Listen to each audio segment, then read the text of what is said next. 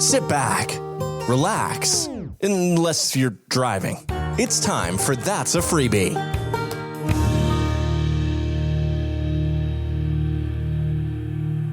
You're listening to That's a Freebie, the only podcast that is recorded on the moon. Yeah, prove me wrong. Try it. I'm your host, Diggy. This is episode number 78, titled 1904 Summer Olympics. As usual, I'm going to open up with an Ask a Freebie question. This is the part of the show where you get to ask me a question and I answer it semi-live on air.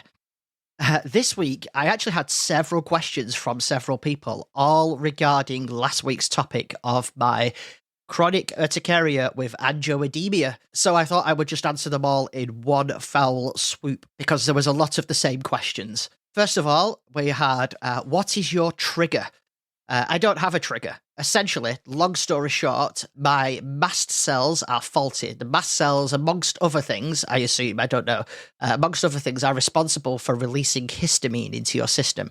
When you have something that your immune system doesn't know how to respond to, so essentially something that you're allergic to, your mast cells are responsible for flushing your system with histamine that essentially tries to push it out of your system. That's why you get hives. It's trying to push it out of your system. And essentially what happens is my mast cells produce too much histamine, so it just leaks out. It's probably the easiest way to describe what is happening. I'm sure there is a much more technical way, but that's what it is. It's not that there is a trigger, it's that my mast cells just do it all the time, which also means if I then come in contact with something that could cause an allergic reaction, even though I might not be allergic to it, my mast cells are already overproducing, so they start producing even more. So it almost acts as if I'm allergic to anything is probably the best way of describing, but yeah. It's usually triggers like heat and cold, well, not triggers, but things that make it worse, I suppose. Heat, cold, tight clothing, all the stuff that I mentioned last week, that can all cause it to become worse than it actually is. Next question was, have you had allergy testing? Yes, I've had allergy testing multiple times. I say I've had allergy testing. I've never actually had allergy testing. That was a complete lie now that I think about it. I've been for allergy testing 4 times now, if I can recall correctly. I think it's 4. I have a feeling I'll be going again soon because my doctors have requested a consultation with me, which I'll be having today. From what I can gather, there's a new doctor at the surgery, and every time there's a new doctor at the surgery, they think they can cure me, and they send me for allergy testing again. So let's see what happens. I'll probably update you on that next week or in 2 weeks. But yes, I've been for allergy testing. I've never had it done. Every single time I go, they take one look at me and go, "Well, it's clearly not an allergy, is it?"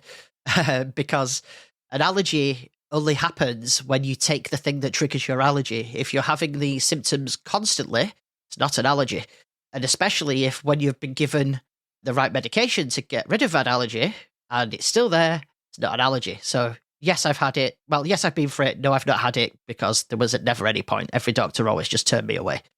Have you tried FODMAPs? FODMAPs is a diet, for those that don't know, that's usually used for people that have severe stomach-related problems like IBS and things like that. I'm sure it has other uses as well, but that's my knowledge of it.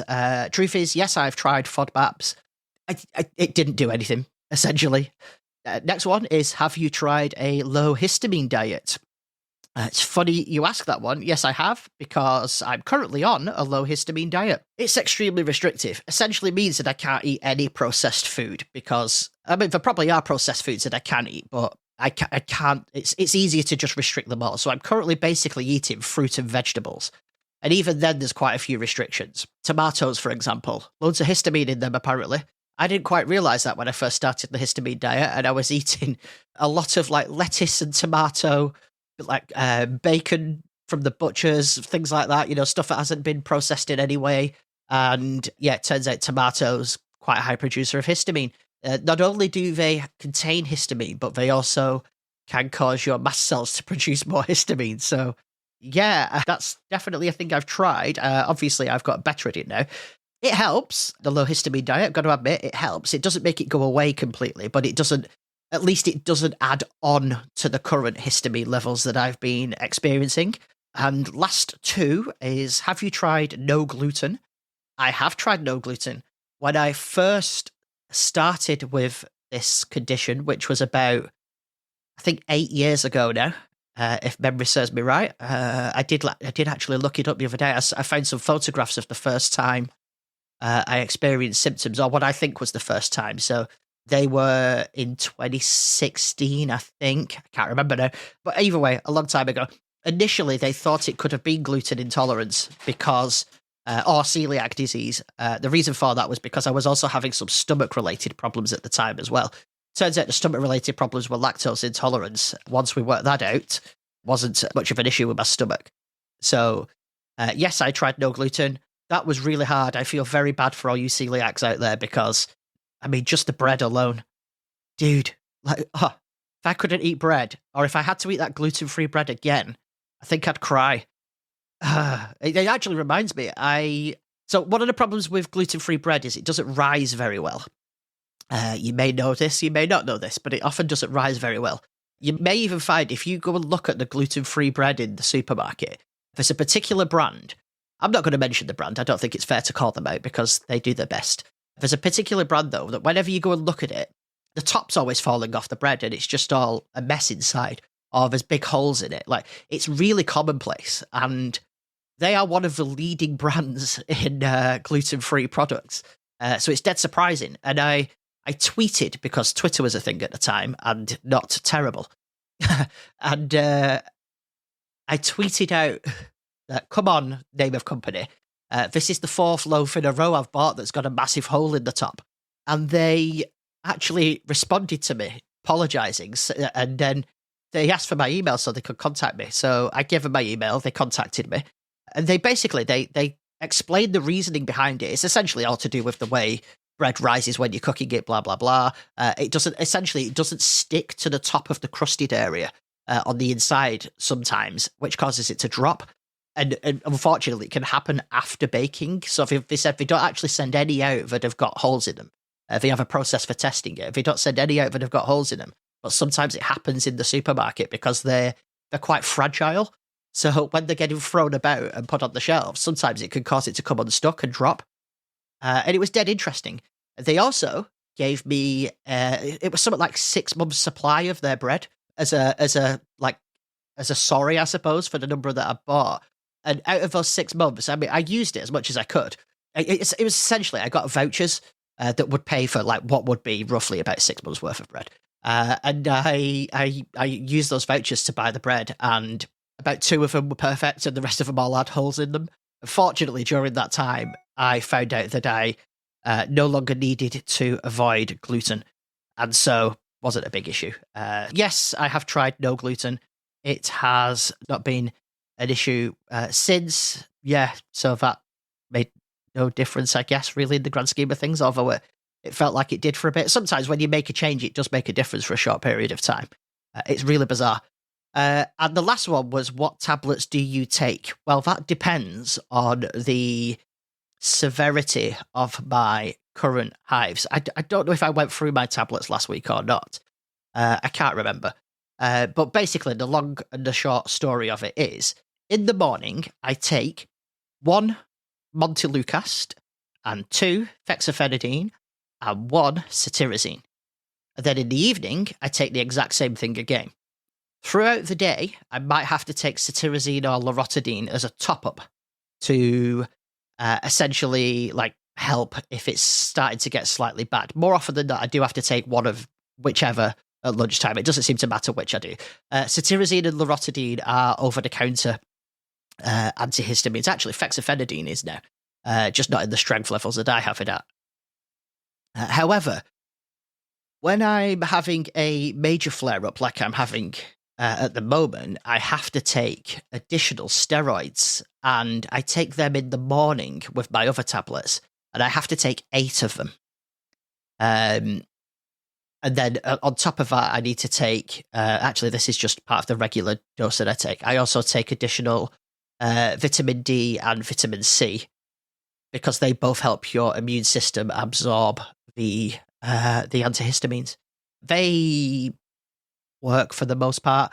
They make me, they're not, it's weird, they're not antihistamines that should make you sleepy, but I do find when I'm not on them, like if I do go through periods where I don't have to take any, not many. It's usually maybe 1 month out of a year where I don't have to take them, and it's glorious. It's great. Like I might even only take half of them for like 2 or 3 months of the year as well. And they are when I'm at my most alert and I'm at my most awake, and my brain isn't foggy. I do find that it gives me a lot of brain fog.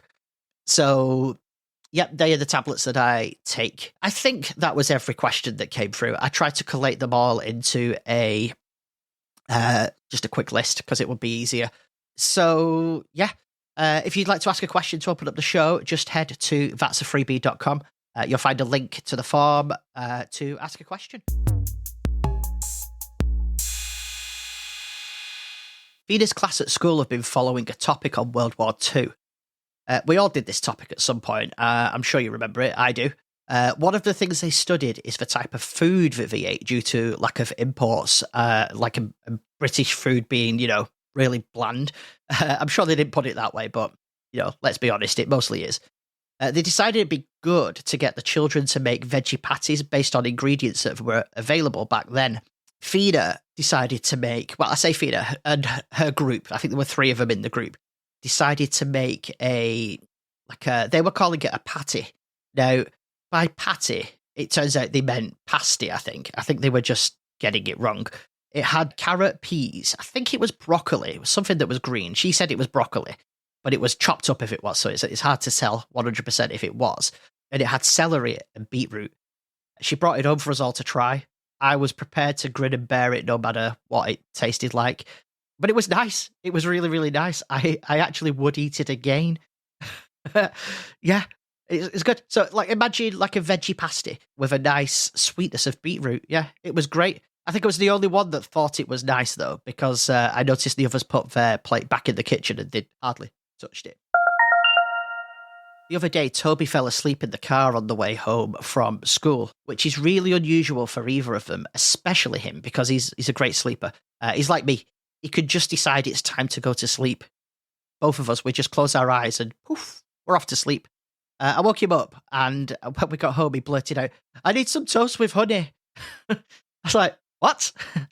What are you talking about?" So Fina fills in the blank with, at school, if you're tired in class and you're falling asleep, they make you toast with honey to give you some energy. Apparently, this has happened multiple times in both classes. It's an actual thing the school does. Not only that, but you get 2 slices. So, why is this not a thing in every workplace? I, for one, will be writing to my local counsellor to get this made a part of the standard working day. I wish I could. That's bad. Toast with honey, just because you're a bit sleepy in class. We never had anything like that. This week is the wife's birthday. It's one of the milestone birthdays. I'm not going to tell you which, because she hasn't told me it's okay to. But she's gone away to Benidorm for the weekend. And her sisters have taken a really nice treat. But you know what that means, don't you? Yep. The kids and I spent the weekend playing Dungeons and Dragons. I've mentioned it before, but we have played a similar game before called Hero Kids, which I do highly recommend, actually. It's a really good game. Toby has been far more into it than Fina, but they both do like it. We played our first real Dungeons and Dragons game. They did really well. We played roughly about 7 hours over the course of Saturday and Sunday, which is far more than I expected. And it really suited me as well, because it meant to get to sit in one spot, and I didn't need to get up and walk around or anything like that. I didn't need to take them out, because obviously I was struggling to walk, as it were. So it all worked out really, really well. It was my first time running a game too. We played the Sunless Citadel, which is probably a little bit complicated for them. That said, while they did struggle with some of the puzzles, they came up with some pretty creative solutions to them. They mostly struggled with anything that required having conversations with other characters. They seemed to think they had to come up with the most convoluted things to say. And all they had to say half the time was, "Please, can I go past?" It was good, though. It was really good. They enjoyed it. I think Toby will probably be playing it more than Fina will. He's already asked if I can set him up with some more. And I said to Fina, "Do you want to play more?" And she went, "Yeah, I'll play it if it's going." I don't know if she's trying to be cool or if she doesn't like it and she doesn't want to say, but she seemed to be having fun when she was playing it. That was good. However, there is a dark side to the wife being away for the weekend. And I say dark side menacingly, but it's not really that menacing. It's just more of annoyance. I suppose this is a small comeback for the buzz off section of this podcast. One thing I did notice over the weekend. So there were a few moments where we had to go out, they go to a tutor's on Saturday morning, things like that. We saw some family, people came over, that kind of stuff, only for small visits, fortunately. One of the things that did really annoy me, and I'm sure other dads out there will probably have experienced this as well. And I bet as soon as I said that, all the other dads out there know exactly what I'm talking about, right? The number of people that would say to me, "How are you coping?" I'd be like, "What do you mean? How am I coping?" I was like, "Absolutely fine." "Oh, well, how are you coping without Annie here?" I'm like, fine. Yes, we all miss her, obviously, but what is it that you think I can't do? Like, and one of them actually said to me, "Oh, you'll have had to have done all the cooking and cleaning, won't you? I bet you've had takeaway every meal, haven't you?" I was like, "Oh, I think you'll find I do a hell of a lot of cooking and cleaning. We do our fair share. We both do cooking and cleaning." Oh boy, did it annoy me. I was very close to being very much the person that says, "You know what? Get out." But I didn't. I bit my tongue. I realised there was quite a big generational gap and things were probably different in their day and the woman did everything. But boy, did it annoy me. It's like when your kid's a baby and you're out with it's just you and the kid, and there's always someone who comes up to you and goes, "Oh, are you babysitting today?" Like, no, I'm being a parent. I'm not babysitting. I'm sure there's a lot of people out there that can relate to that. It is very annoying. I think people need to remember more that dads are parents too. Let's go back in time to the 1904 Summer Olympics. They were held in St. Louis, Missouri. This was the first time the Olympics were held outside of Europe, and it was a wild ride. There were so many surprises, not so great decisions, and amazing athletic performances that would make today's Olympics look like a walk in the park. The 1904 Olympics were originally planned for Chicago, but the folks behind the Louisiana Purchase Exposition, or the 1904 World's Fair, weren't too keen on the Olympics stealing their thunder. They basically told the Olympic Committee, either give the games to St. Louis, or we'll throw an even bigger event ourselves. With the prospect of competing with a massive fair that already had everyone's attention, Pierre de Coubertin, the founder of the modern Olympic movement, just sighed and handed St. Louis the games. The 1904 Olympics were a real spectacle. They had swimming in a makeshift pond, wrestling, where all the competitors lived in the US, and an athlete who won 6 medals despite having a wooden leg. George Acer, an American gymnast, totally defied the odds and showed that nothing, not even a missing limb, could stop a true Olympian from flipping and twirling their way to victory. Meanwhile, Frank Kugler was a true jack of all trades, winning 4 medals in freestyle wrestling, weightlifting, and tug-of-war. Back then, if you were strong, you just signed up for everything. In boxing, there was this wild controversy. James Bollinger pretended to be Carol Burton, a local boxing star, to get the judge's favour. He even won a match before someone figured out he was an imposter and disqualified him. Oh my God. Still, nothing could top the Olympic marathon fiasco. Runner Fred Laws was doing pretty well until severe cramps forced him to drop out at the 9-mile mark. Instead of accepting defeat, he hitched a car ride back toward the stadium. But when the vehicle broke down 10 miles later, he decided to just run the last stretch. To everyone's shock, he crossed the finishing line and was about to receive his gold medal when someone pointed out that he had in fact taken a joyride. Laws, ever the opportunist, claimed that it was just a prank, but officials weren't laughing and promptly slapped him with a lifetime ban, which was later lifted on the grounds of temporary insanity. He redeemed himself by winning the 1905 Boston Marathon, the honest way. Speaking of unusual events, let's talk about tug-of-war, a real Olympic sport in 1904. Imagine grown men in official competition pulling a rope with all their might for eternal Olympic glory. No sponsorships, no fancy uniforms, just raw, unfiltered determination to prove who could drag their opponents across a line in the dirt. Meanwhile, American sprinter Archie Hahn dominated the track. winning gold in the 60 metres, 100 metres, and 200 metre races. His 200 metre Olympic record lasted for 28 years, proving that sometimes even an event with questionable organisation could still produce legendary athletes. All right, now let's talk about what is probably the most bizarre part of the 1904 Games. Anthropology Days. This was an event where organisers thought it would be a great idea to gather indigenous people from around the world and make them compete in random athletic contests. My God. Participants had no prior training and were thrown into events like shot put, broad jump, and pole climbing in front of thousands of spectators. The whole thing was meant to demonstrate the physical capabilities of so-called primitive peoples. Yeah, spoiler alert. It was as offensive as it sounds. This is one of those Olympic moments where we look back on and we all just collectively shake our heads. Let's talk medals. If you've ever thought hosting an event gave you an advantage, you'd probably be right. The United States absolutely cleaned house, winning 234 medals. Just to put that in perspective, the second place nation, Germany, won 15. Even Canada, which had the second highest number of athletes, walked away with just 6 medals. The US basically won so many medals that they probably had to invent new pockets to hold them all. Out of the nearly 100 events at the 1904 Olympics, only one sport allowed women to compete: archery.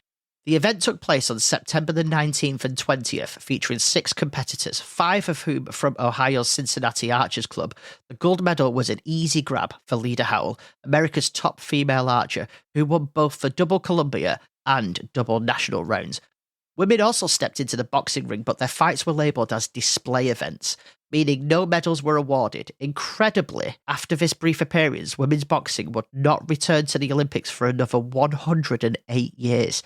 Finally making a comeback at the 2012 London Games. The 1904 Olympics introduced some new sports, including boxing and freestyle wrestling, which have since become mainstays, but there was also demonstration sports like American football, basketball, and something called roque, a form of croquet. Imagine training your whole life for an Olympic debut only to find out that your sport would be dropped and forgotten faster than you can say shuffleboard. Despite its logistical nightmares and eyebrow-raising moments, the 1904 Olympics did introduce something that stuck: the gold, silver, and bronze medal system. Of all things, that's mad. Before this, winners sometimes just got trophies or certificates. Now, thanks to St. Louis, we have the iconic 3-tiered podium we know today. I had no idea that that wasn't there right from the start. On top of that, they ran over 5 months, which is not actually the longest. That would be 1908 with 6 months and 14 days. But just to put that into perspective, the 2004 Olympics were 16 days. So that was a lot. So let's recap, right? We had a haphazard relocation, a swimming pool that doubled as a lifeboat demonstration area, an imposter boxer, and a marathon runner who hitched a ride. It was everything but ordinary. And yet, in its chaos, it laid the groundwork for some of the traditions we still have today. The 1904 Summer Olympics. Who knew? It is pick of the week time.